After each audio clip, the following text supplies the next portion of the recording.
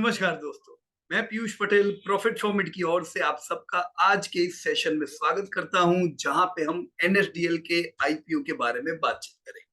दोस्तों, ये पूरा सेशन खत्म होने पे आपको क्या-क्या क्लैरिटी होगी। नंबर वन, कोई भी आईपीओ आता है, हम उसको कैसे देखें, किस प्रकार से उसका एनालिसिस करें। सेकंड, एनएसडीएल का आईपीओ क्या भरना चाहिए कि नहीं भरना चाहिए लॉन्ग टर्म के लिए। एनएसडीएल के जैसी सीडीएसएल का आईपीओ आया था, उस समय भी हमने वेल्थ क्रिएशन रिकमेंड किया था। हम ये देखेंगे कि हमने क्या उम्मीद की थी, क्या हुआ, और अब एनएसडीएल सीडीएसएल दोनों में क्या उम्मीद रखेंगे। राइट। तो चलो दोस्तों, रेडी हो जाओ। अगर आपने चैनल सब्सक्राइब नहीं किया है, सब्सक्राइब भी कर दीजिए ताकि ऐसे इंपॉर्टेंट अपडेट मिस ना हो जाए। All right.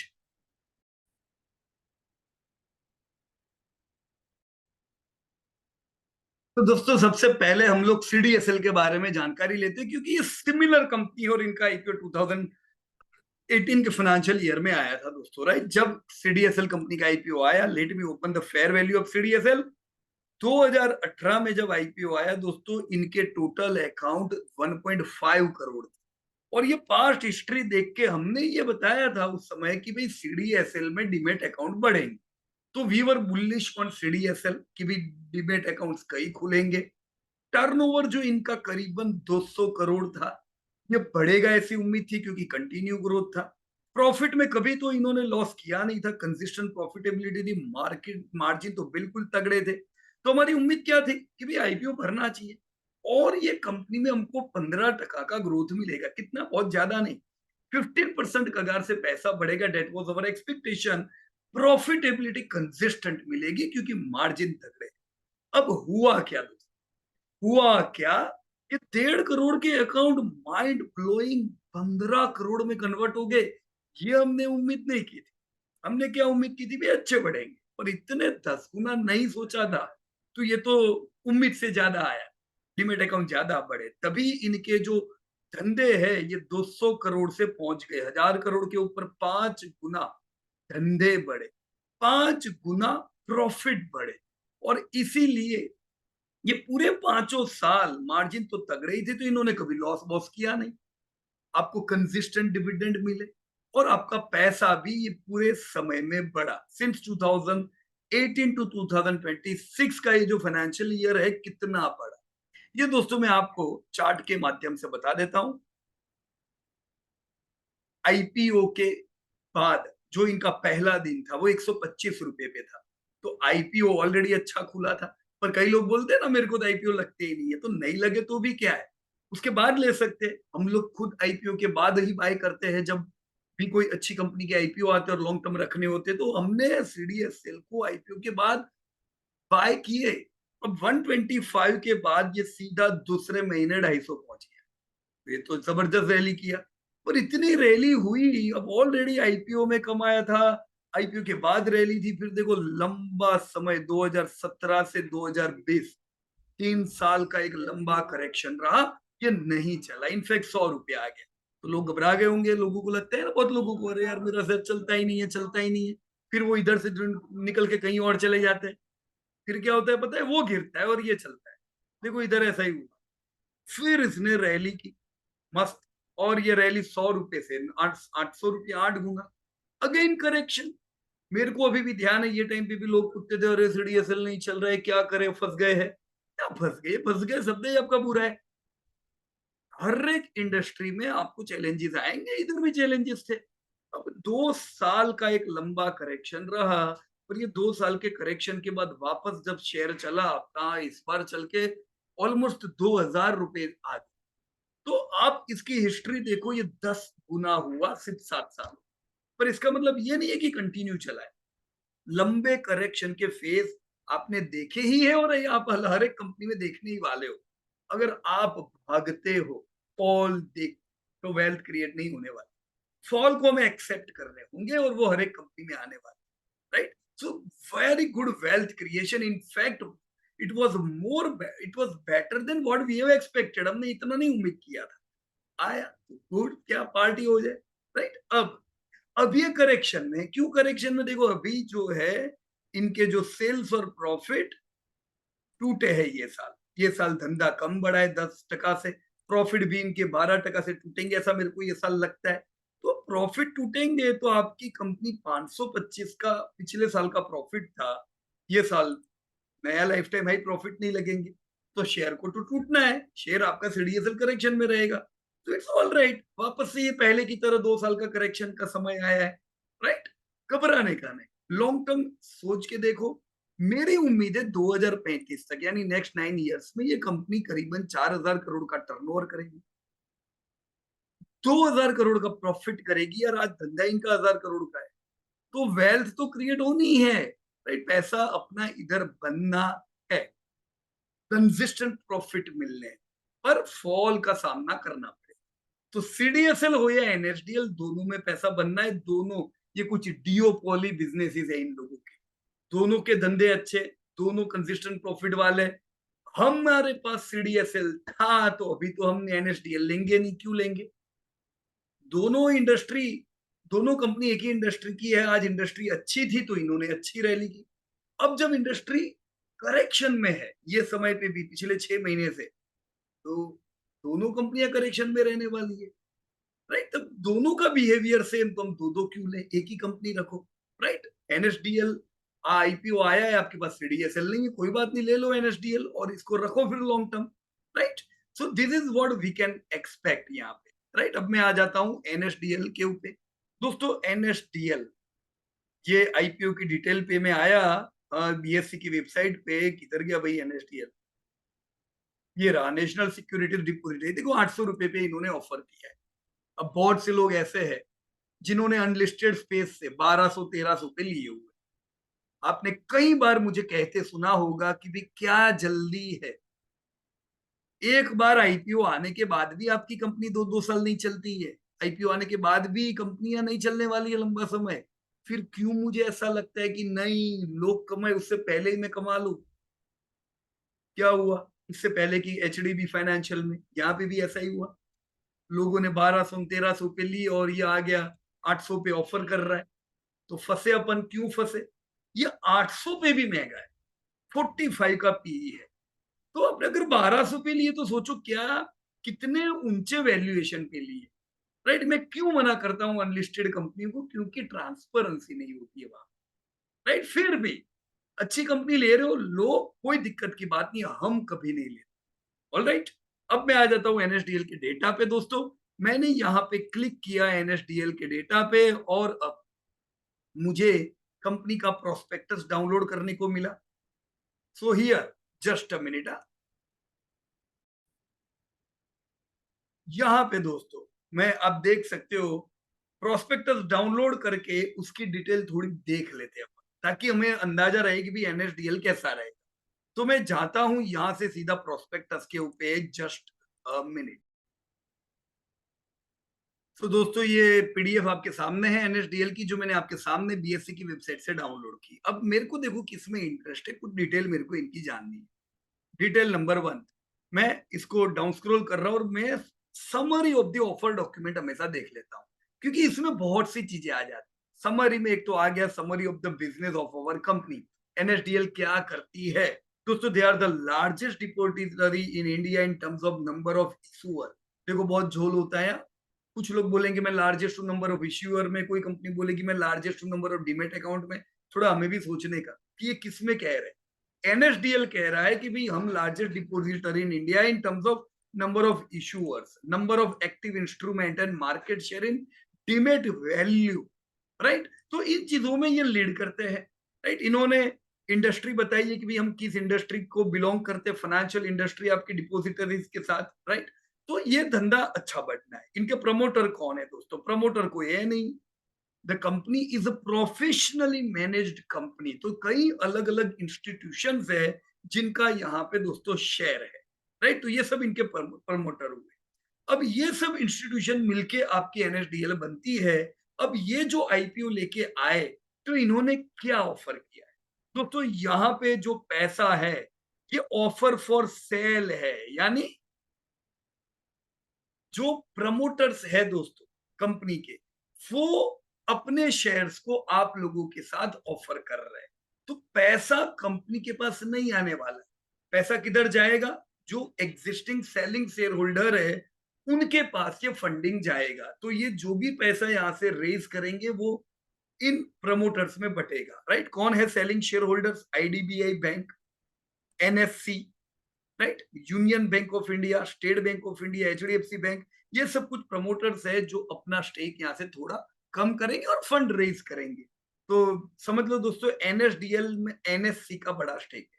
तो जो सीडीएसएल अपनी है उसमें बीएससी का स्टेक है। ऐसे ही दोनों एनएससी बीएससी कंपटीटर हुए, तो एनएसडीएल और सीडीएसएल भी ठीक उसी तरह से दोस्तों कंपटीटर हुए, राइट। अब मैं इसको और डाउन स्क्रॉल कर रहा हूं तो मेरे सामने डेटा आया कि भी किसका कितना परसेंटेज है। देखो ये भी क्लैरिटी होगी, आईडीबीआई का 26% स्टेक है और एनएससी का 24% स्टेक है, एचडीएफसी बैंक 8% और इसी प्रकार से पूरी लाइन बनती है।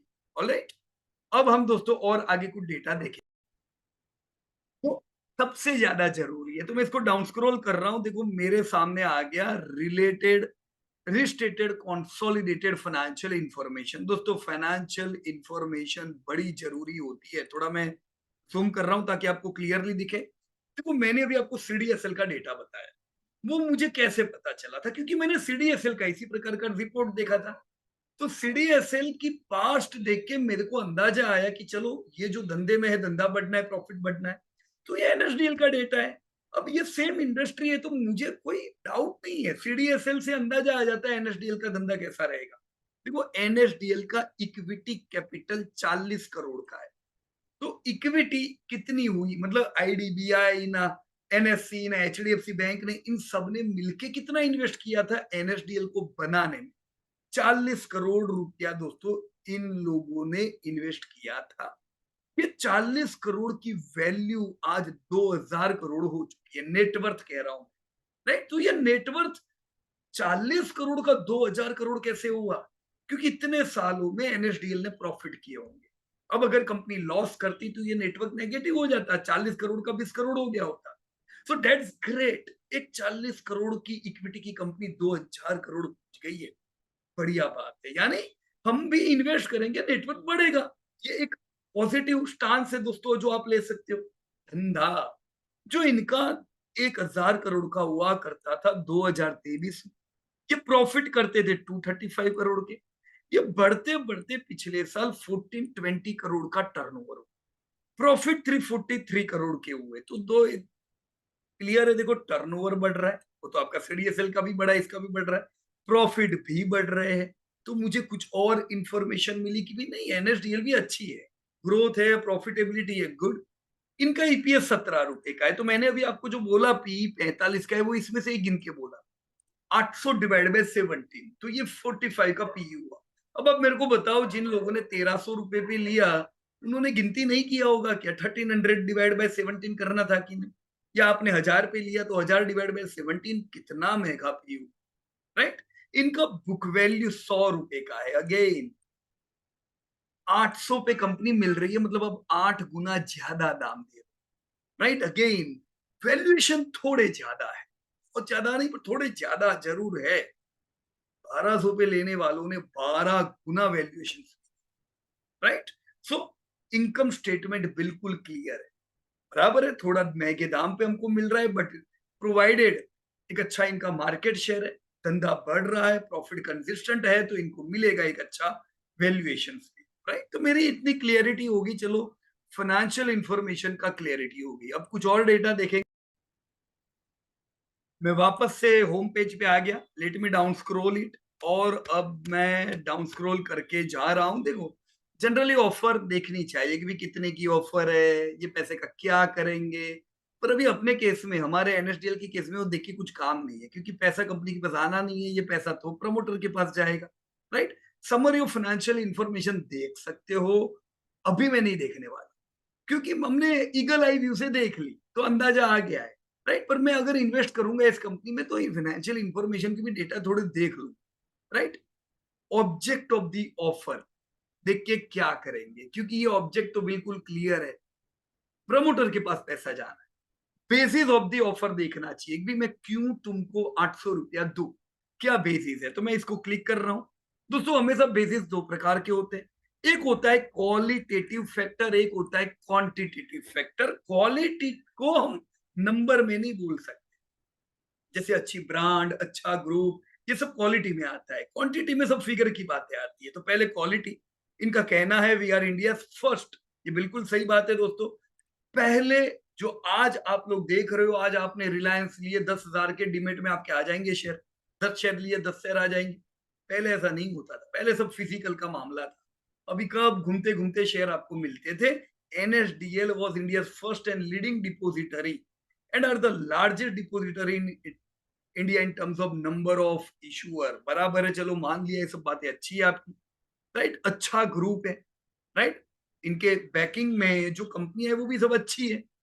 तो ये सब चीज चलो इनके बेस पे हम आपको पैसा दे सकते हैं, पर अभी क्वांटिटी भी देखनी पड़ेगी कि क्यों तुमको इतना रुपया दे, राइट। देखो यहाँ पे कुछ और डिटेल इन्होंने दी हुई है, इन पे मैं अभी इतना नहीं जा रहा हूँ, राइट। पर हाँ, सॉरी, मैं सीधा क्वांटिटेटिव एनालिसिस पे आ रहा हूँ। ईपीएस पे बात होगी तो अभी दूसरी बार नहीं कर रहा हूँ। पी मैंने ऑलरेडी आपको बता दिया, तो इस पे भी आगे बढ़ेंगे। रिटर्न ऑन नेटवर्थ 17% के। देखो ये सब कंपनियों के कोई खर्चे ही नहीं होते, राइट। ऐसा कोई बड़ा प्लांट प्लांट डालना है, बड़ी लोन लेना है, ये सब इनको होता नहीं है, तो रिटर्न ऑन नेटवर्थ अच्छा ही होता है। पर 17% कम है। देखो सीडीएसएल का इससे अच्छा return on net worth, right. NAV मतलब बुक वैल्यू मेरी 100 रुपए की है, और 100 रुपए की बुक वैल्यू पे मैं 800 रुपया दे रहा हूँ। इस पे भी हमारी बात हो गई। अब कुछ और डेटा पे मैं आ रहा हूं। मैं एनएसडीएल को सीडीएसएल से कंपेयर कर रहा हूं। सबसे पहला कंपैरिजन टर्नओवर का। तो टर्नओवर एनएसडीएल का 1199 करोड़ है, 1200 करोड़ का टर्नओवर है। Total income, right. एनएसडीएल की 1500 करोड़ है। तो एक चीज क्लियर है, एनएसडीएल का जो धंधा है वो सीडीएसएल से बड़ा है। This is positive, right. ये ध्यान रखो आप। लेकिन प्रॉफिट जो है वो एनएसडीएल से सीडीएसएल के ज्यादा है, ये भी ध्यान में रखो। इसका मतलब सीडीएसएल की कुछ ऐसी प्रोडक्ट में धंधा होगा, वो क्या हुआ हम भी देखेंगे, जहां उनको मार्जिन ज्यादा मिल रही है। इनके कुछ सेगमेंट स्मार्ट है एनएसडीएल से। तो NSDL is making more turnover but profitability of CDSL is better, and that is the reason on return on net worth of CDSL is almost double than NSDL. ये दोनों चीजें अच्छी, राइट। तो इससे मैं और आगे बढ़ता हूं दोस्तों, कुछ और डिटेल हम लोग इनकी देखेंगे, राइट। एपीआई देख लेते हैं दोनों के कंपैरिजन का, राइट। तो एनएसडीएल और सीडीएसएल में डिफरेंस क्या है, देखो सबसे important demat custody value. NSDL के पास टोटल 464 लाख करोड़ के शेयर है। शेयर और डिबेंचर मिलके इनके पास होंगे। जबकि सीडीएसएल के पास 70 लाख करोड़ के डीमेट कस्टडी वैल्यू है, राइट। तो क्लियर हुई है, एनएसडीएल के पास ज्यादा वैल्यू का कस्टडी है।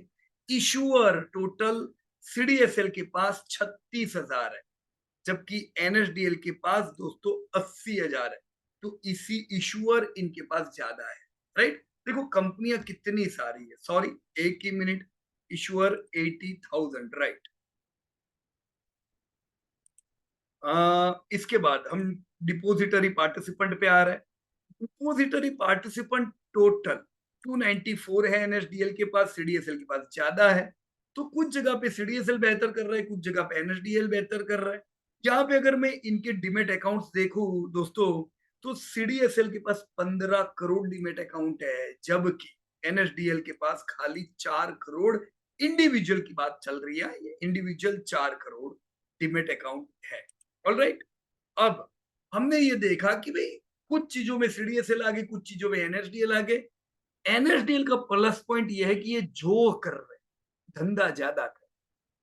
सीडीएसएल का प्लस पॉइंट ये है कि भाई भले धंधा इनका एनएसडीएल से कम है, मार्जिन मेरे तुमसे ज्यादा है, प्रॉफिट में तुमसे ज्यादा करता हूं, तो ये भी तो एक अच्छी बात है। तो दोनों कंपेरेबल है यार। हम नहीं कह सकते नहीं नहीं एनएसडीएल ही अच्छी है, नहीं सीडीएसएल ही अच्छी है। आप कोई भी कंपनी लेके लॉन्ग टर्म के लिए रख सकते, राइट। तो this were some KPIs for your both of the companies. देखो मार्जिन भी दिए हुए इनके केपीआईज में कि भाई कंसोलिडेटेड प्रॉफिट मार्जिन आपके सीडीएसएल के बिल्कुल स्ट्रॉन्ग है, राइट। रिटर्न ऑन इक्विटी भी सीडीएसएल की ज्यादा अच्छी, ऑलराइट। अभी मैं इंडस्ट्री पे आ रहा हूं दोस्तों। चलो ये दोनों कंपनी कौन से देश में धंधा कर रही है, अरे भारत अपना। 150 करोड़ लोग है दोस्तों, तो इनको पॉपुलेशन की कोई कमी नहीं। पर ये लोग कमाएंगे तो कुछ इन्वेस्ट करेंगे। तो भी इंडिया में भी पहले जैसा नहीं है, अभी इंडियंस कमा रहे हैं और इनकम बढ़ती जा रही है, तो डीमेट की संख्या भी बढ़ेगी। देखो 2014 का ये समय बता रहे growth in demat accounts, total demat account खाली 21.7 मिलियन, यानी 2 करोड़ थे 2014। दोस्तों 10 साल में ये 2 करोड़ के अकाउंट 20 करोड़ हो चुके हैं। ये भी ध्यान रखो कि ये यूनिक अकाउंट नहीं है, मतलब हो सकता है किसी के 2 किसी के 3 अकाउंट भी हो, पर टोटल 20 करोड़ डीमेट अकाउंट पहुंचे, तो जबरदस्त ग्रोथ हमने अकाउंट में देखा। और इसी वजह से सीडीएसएल ने भी बढ़िया रैली की। अगर एनएसडीएल भी लिस्टेड होता तो ये भी रैली करता, राइट। इनके एक्टिव अकाउंट, राइट, अब देखो टोटल एक्टिव अकाउंट करीबन 20-25% जितने ही होते हैं। अभी भी एक्टिव अकाउंट 20 करोड़ में से 25-26% जितने हैं, राइट। तो इससे इनकी इनकम बनती है। जितने ज्यादा एक्टिव अकाउंट उतनी ज्यादा इनकी ट्रांजेक्शन। पॉपुलेशन का यहाँ पे डेटा दिया हुआ है, चलो 2031 तक उम्मीद कर रहे हैं 152 करोड़ का पॉपुलेशन। और देखो 2031 में 39 करोड़ फैमिलीज होगी। जो अगर मैं 2001 देखूं तो खाली 107 करोड़ लोग थे और 15 करोड़ परिवार भारत में रहते थे। तो परिवार की संख्या भी ये 30 सालों में करीबन हम कह सकते हैं दोस्तों दुगनी हो गई है, 15 करोड़ से 40 करोड़, दुगने से भी ज्यादा, राइट। ऐसी कंपनीज दोस्तों जो डीमटेरियलाइज अपने सेल को कर रही है, यानी अवेलेबल फॉर डीमेट, ये 2017 में एनएसडीएल पे 18,000 थी, सीडीएसएल में 10,000। आज ये संख्या बढ़ के 80,000 और 36,000 हो गई है, क्योंकि सरकार ने बोला है आने वाले टाइम में जो भी कंपनियां हैं लिस्टेड या अनलिस्टेड, लिस्टेड का तो सॉरी सवाल ही नहीं है, अनलिस्टेड कंपनियों को भी अपने शेयर्स को डिमेटेरियलाइज करना होगा। तो इतनी कंपनियां तो ऑल आ चुकी है, राइट। और हर साल कितनी ही कंपनियां नई नई आ रही है, तो कल इनका इससे मार्केट तो दोस्तों बढ़ना है, राइट।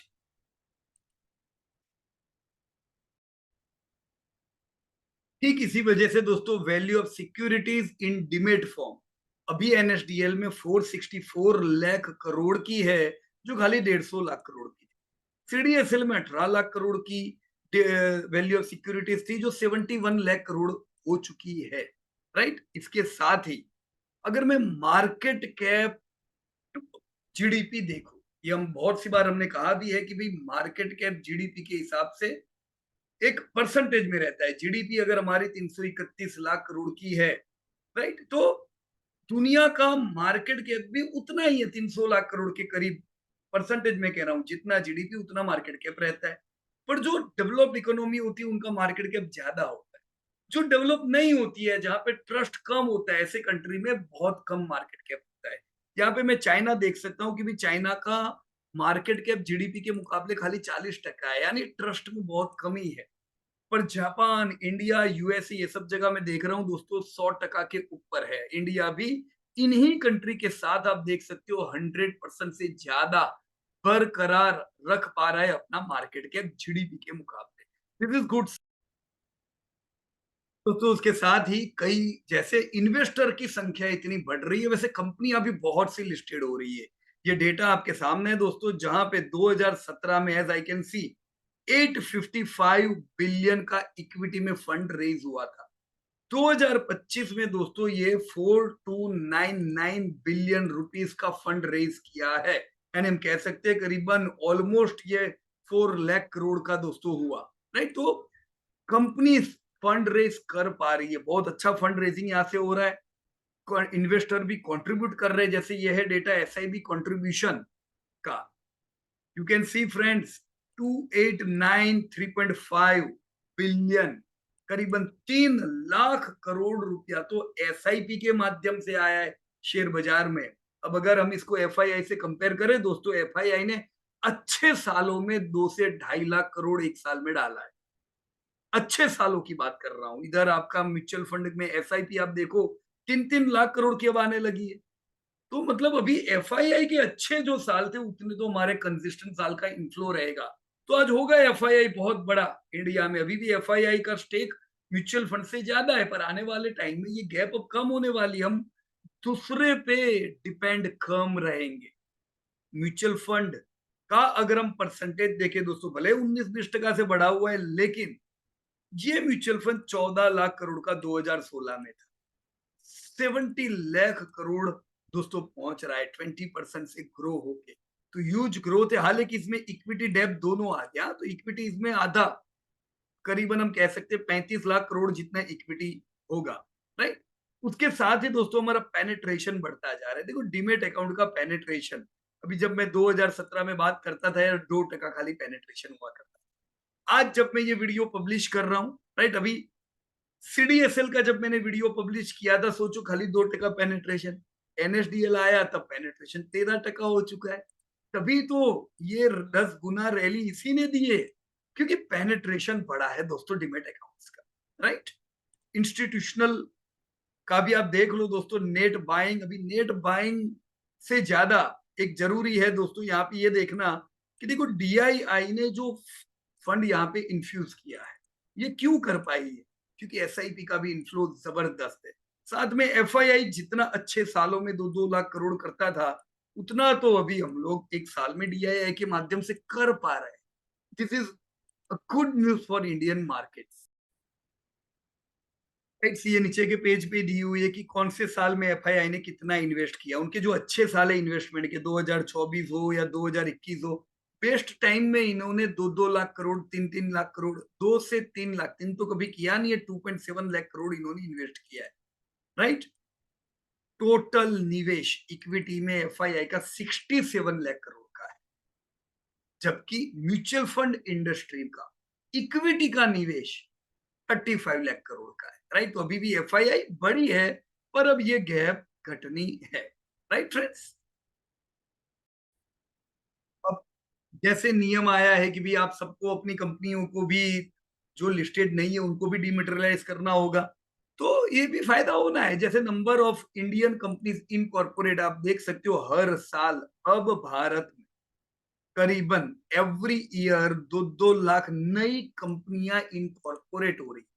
तो ये एक बड़ा मार्केट बनाएगी एनएसडीएल सीडीएसएल के लिए, क्योंकि ये लिस्ट हो कि ना हो, पर डीमेट में जरूर अपने शेयरों को ये लोग कराए। हम अगर ये इंडस्ट्री देखें तो वैसे ज्यादा समय नहीं, 1996 में डिपोजिटरीज एक्ट पब्लिश हुआ था, फिर NSDL was granted certificate of commencement of business, right.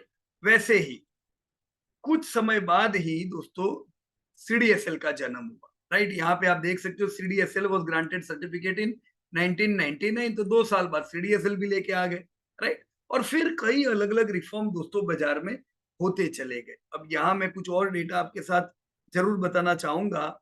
जैसे इंडिया का ग्रॉस डोमेस्टिक सेविंग, ये वर्ल्ड की एवरेज से हाई है। भले लोग कहे भाई भारत गरीब है, भारत के पास पैसा नहीं है, भाई सेविंग भारत वर्ल्ड की एवरेज से ज्यादा कर रहा है। कैन यू सी हियर, दुनिया की एवरेज 26 है, भारत 29.2% दोस्तों सेव कर रहा है, राइट। उसके साथ अभी कौन से इंस्ट्रूमेंट में कर रहा है, तो ये आपके सामने दोस्तों एफडी है, एलआईसी है, पेंशन फंड है, करेंसी है, ये सब मिला के, राइट। देखो यहाँ पहले देख सकते थे कि भाई इक्विटी 0.3% था खाली 2019 में। अभी इक्विटी, प्योर इक्विटी की बात चल रही है, टोटल रुपया जो लोगों ने सेव किया है 0.8% हाउस होल्ड फाइनेंस का इक्विटी में है। ये ज्यादा है कि कम है? तो बहुत कम है, राइट। कैसे मैं बता रहा हूं, देखो ये वर्ल्ड का एवरेज है। जापान 12% उनका इक्विटी में पैसा है, राइट। म्यूचुअल फंड अलग से आ गया 4.6%, UK 12%, Germany 12%, Italy 26%, US 40% equity में, और भारत खाली 0.8%। तो ये डेटा बराबर नहीं है ना। नेक्स्ट 10 ईयर्स 15 ईयर्स में आप देखोगे कि हम भी 5-10 की ओर जाएंगे। जैसे आप मेरा सीडीएसएल वाला वीडियो देखना, हमने 2% का जो पेनिट्रेशन था उसमें कहा था 5 से 10% पहुंचेंगे। अब ये तो गाड़ी अपनी 12-13% पहुंच गई। यहाँ पे भी ऐसा होने वाला है, आपकी उम्मीद से ज्यादा पैसा लोग बाजार में लगाएंगे, राइट। तो this all are good news for your depositories, NSDL CDSL दोनों को फायदा।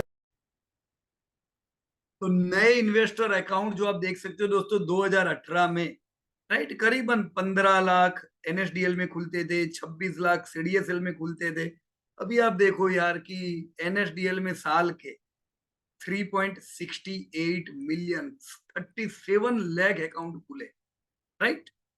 3.68 मिलियन, और सीडीएसएल में करीबन 3.7 करोड़ नए अकाउंट खुले। तो ह्यूज अकाउंट नए ओपन होते जा रहे हैं जो इनकम को बढ़ाते हैं, राइट।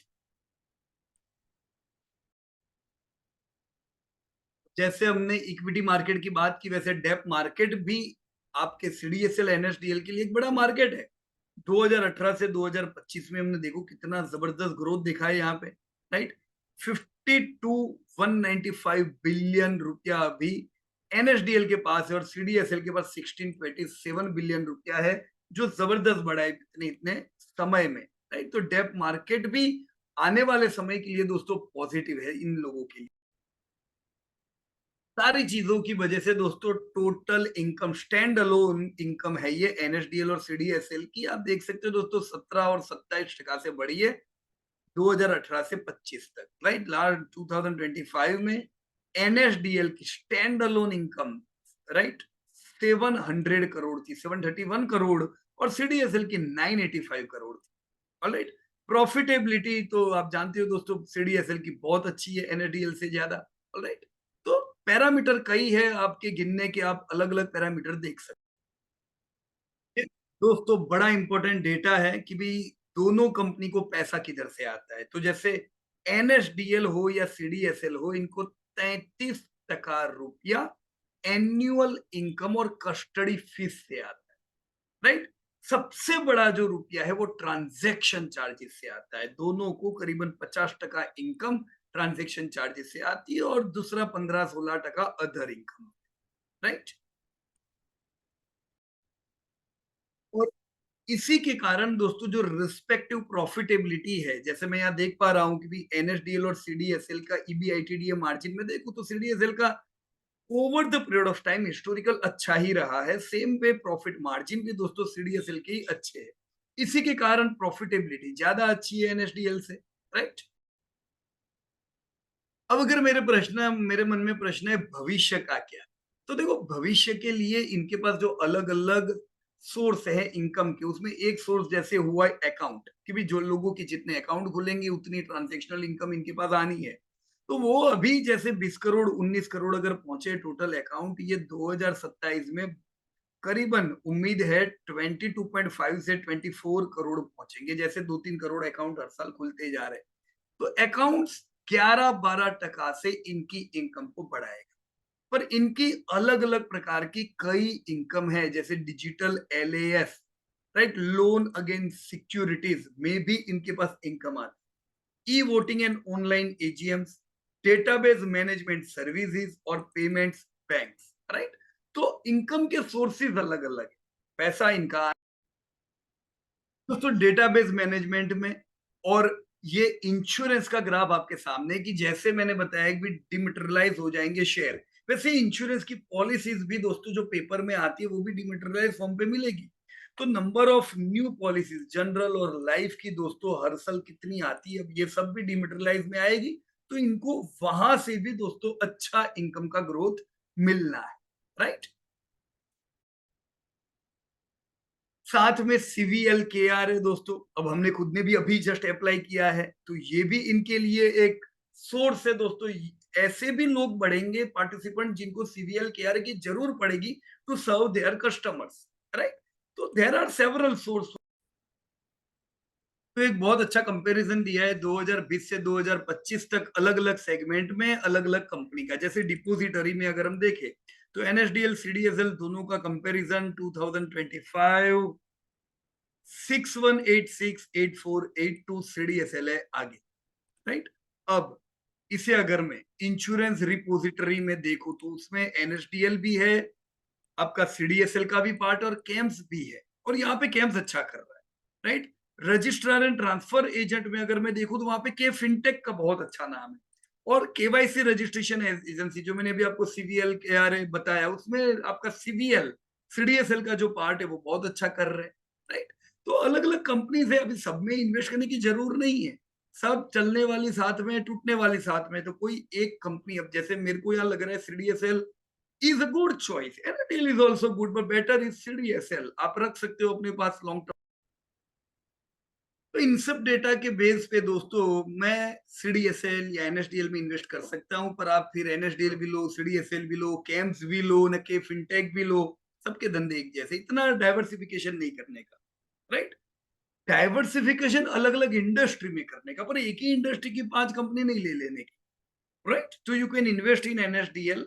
आप इन्वेस्ट करोगे, 45 का पीई है, और बिजनेस ये साल अच्छे ग्रो नहीं कर रहे, तो हो सकता है करेक्शन में आए, आने वाले टाइम में तैयार रहने का।